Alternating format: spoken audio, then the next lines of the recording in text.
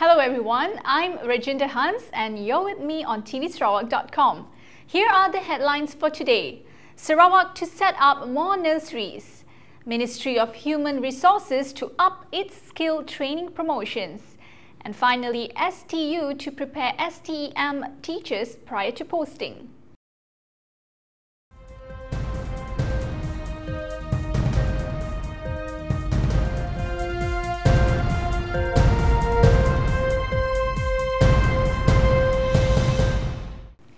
The state government will soon be setting up creche and kindergarten facilities at government departments as part of its efforts to expand the number of workplace nurseries in the state.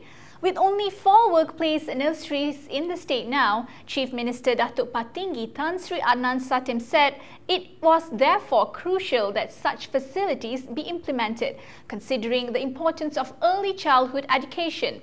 He explained that it is important to establish these facilities so young children will receive a good early childhood education in addition to providing convenience to parents. Pointing out that the critical period in a person's life was during early childhood, Tan Sri Adnan said it was equally important for parents and kindergarten teachers to be able to bring young children up properly so that children too grow up well-rounded and not behave like robots. As such, he advised parents to encourage curiosity in their children as it would enable them to develop their innate love for learning. The Chief Minister also assured that the government would always strive to do its best in providing the best educational facilities for the younger generation because the government wants educated, intelligent and skilled population. The Ministry of Human Resources will unleash a more aggressive campaign beginning next year to get more youth, especially those in the rural areas, to pursue skill training. Its Minister Datuk Seri Richard Riyad Jaim said yesterday that, among other things, leaflets and pamphlets would be distributed to villages and longhouses to educate the target group on the benefits of pursuing skill training. Speaking to reporters after the Human Resources Department Training Institute convocation ceremony for East Region, Dr. Sri Riyad said his ministry hoped to increase the amount of skilled manpower in the country from the present 28% to 33% by next year. He said his ministry was among 9 ministries entrusted to produce skilled workers through technical education and vocational training. He said although there was relatively less publicity and promotion for ILJTM, it should not be the reason for all 32 institutes in the country not to produce the targeted number of skilled manpower. Datuk Sri Riyad said TVET should no longer be considered as the second or last option for poor students. He added that parents should realize that the market demand for technical manpower is on the rise. He explained that in countries like Germany, blue-collar workers have better pay compared to white-collar workers. In another occasion, speaking at the Sireh Pulang ke Gagang alumni dinner of ILP Miri on Saturday, Datuk Sri Richard Riyad urged school leavers to enroll in vocational training offered by institutions such as Industry Training Institute, adding that several ILP graduates were now working in the oil and gas industry. Sarawak Teachers Union has called for a program to prepare those teaching science, technology, engineering and mathematics before having them posted to schools. According to Union President Mr. Jisin Newt, this is necessary in equipping these teachers with the knowledge relevant to the subject they would be teaching. Mr. Jisin opined that the government needed to provide allocations, incentives and specific funds to encourage students and parents to buy reading materials or cover fees. Mr. Jisin said STEM teaching and learning must adopt the best practices in education that could help increase the number of students who were well prepared for post-secondary education and careers in STEM fields. More significantly, Mr. Jisin hoped that once STEM is implemented, it should not receive the same fate as the teaching of mathematics and science in English or PPSMI. Dato' Amar Abang Zohari between teams Kuching North City Hall and Techno Analysis was held at the Sarawak Stadium Petrajaya, Kuching at 3:30 p.m. today. Team DBKU scoring with 3 goals while Techno Analytics scored 2 goals, won the intense match. FA Cup 2014 has started in April 2014.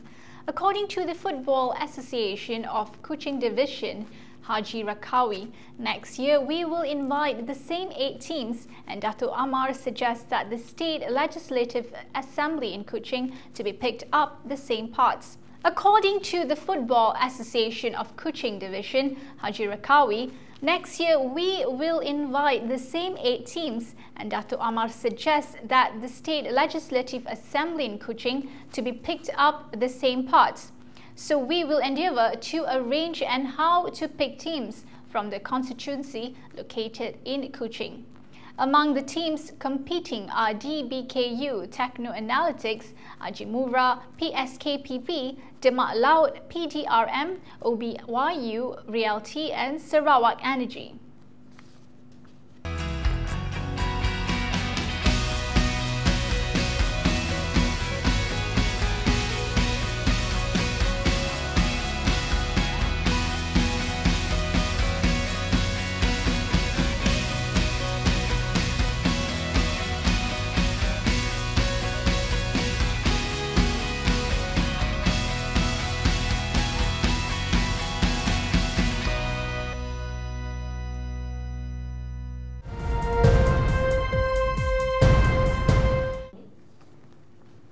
Moving on to the Malaysian news. The air pollutant index in 31 areas across the country yesterday shows moderate air quality. The areas include Port Klang 95, Batu Muda KL 86, Petaling Jaya 86, Georgetown 64, Seberang Perai 79 and University Science Malaysia 73. Natural Resources and Environment Minister Datuk Seri G. Palanivel said the Department Environment is monitoring the haze situation.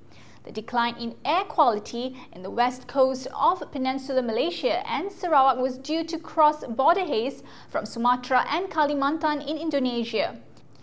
The ASEAN Specialized Meteorological Centre based in Singapore yesterday recorded 253 hotspots in Kalimantan via the National Oceanic and Atmospheric Administration 18 satellite. An API reading of between 0 and 50 indicates good air quality, between 51 and 100 moderate, between 101 and 200 unhealthy, between 201 and 300 very unhealthy, and over 301 hazardous.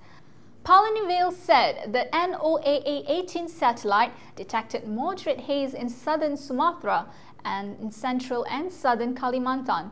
The DOE has undertaken measures to address the dry season brought by the southwest monsoon in May and activated the anti-open burning plan. The country needs another 900 psychiatrists to meet the international standard ratio of such medical specialists to mental patients at 1 to 50,000. Health Minister Datuk Seri Dr. S. Subramaniam said there were now 300 psychiatrists in Malaysia and hence their ratio to patients was 1 to 150,000. According to the Health Ministry, since 2011, there were 340,000 Malaysians who were not treated despite having mental health problems, while the number of patients treated was extremely small, and this was worrying, he added.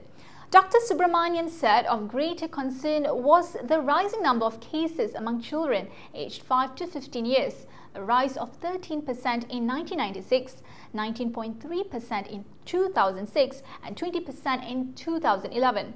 Therefore, he said the Health Ministry had proposed for mental health to be included as a factor for specifying overall good health.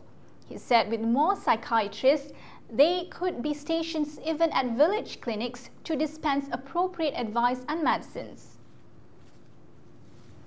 In optimizing the utilization of human capital nationwide, the private sector has been urged to help provide employment opportunities for the physically disadvantaged. Federal Territories Minister Datuk Sri Tengku Adnan Tengku Mansor said it would be a waste of resources if the physically disadvantaged, whose number stood at 498,906 as of February, were not absorbed into the workforce. He said by providing job opportunities, they would be able to assist the government in offering programs and give OKU a purpose in life. Tunku Adnan, who is also Federal Territories Foundation chairman, said that based on the Social Welfare Department statistics, the number of OKU employed in the public sector increased to 1,754 as of December 2002 as compared to 1,294 in 2009. According to Labour Department statistics, a total of 13,339 had registered with the disabled placement system for the private sector, with 9,074 successfully employed.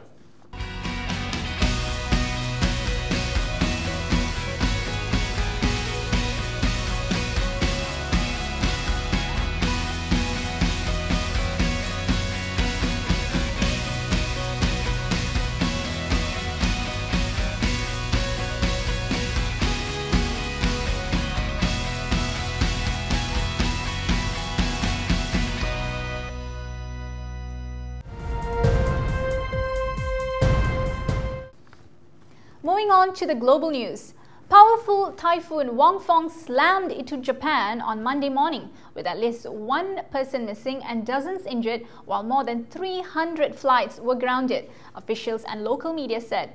Winds of up to 112 miles per hour whipped ashore as the typhoon made landfall in Makurazaki on Kyushu Island at around 8:30 a.m., the meteorological agency said. 3 Chinese people were engulfed by the high waves triggered by the typhoon in Shizuoka, central Japan, on Sunday afternoon, Japan's public broadcaster NHK and the Mainichi Shimbun said, adding that the 2 of them were rescued but one was still missing. NHK also said at least 44 people were injured in typhoon-related accidents, while Japanese airlines cancelled at least 329 flights. The typhoon came just a week after another strong tropical storm whipped through the country, leaving 11 people dead or missing. Cyclone Hudud blasted India's east coast on Sunday with gusts of more than 120 miles per hour, uprooting trees, damaging buildings and killing at least 5 people despite a major evacuation effort.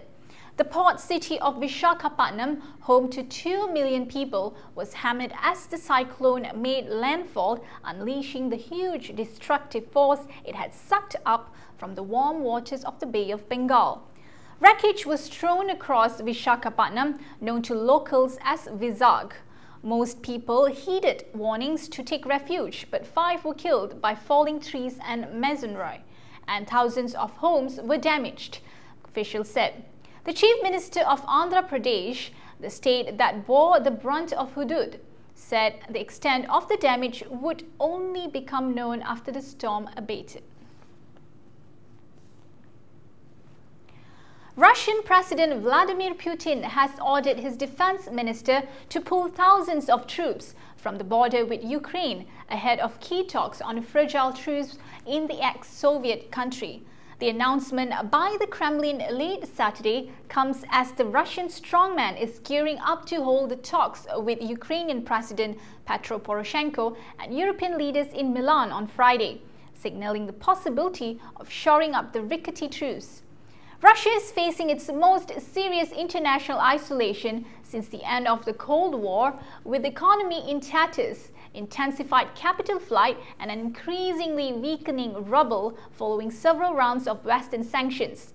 The order, the Kremlin said, meant that 17,600 servicemen who had participated in summer drills in the southern Rostov region on the border with Ukraine would be pulled back.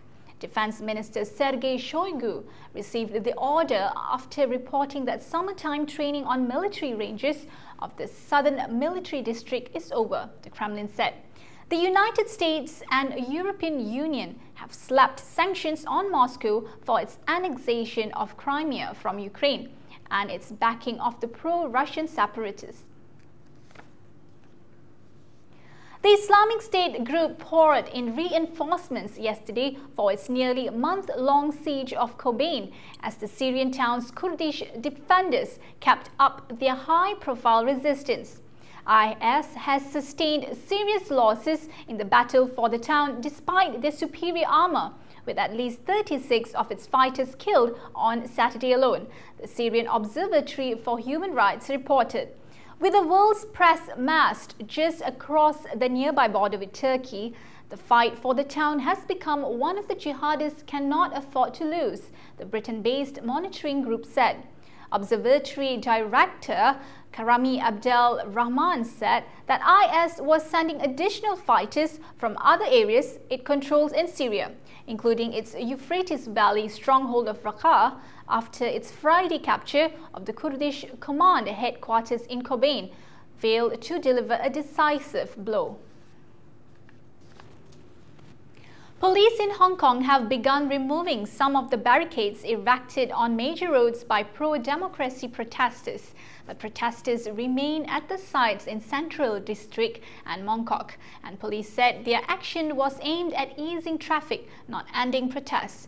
The protesters calling for full democracy have occupied parts of Hong Kong for more than 2 weeks. China has agreed to direct elections for Hong Kong's leader in 2017, but wants to control who can stand.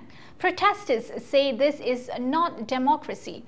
The early days of the protests saw a huge number attend nightly rallies. At the end of last month, tensions escalated after police used tear gas and baton charges on protesters.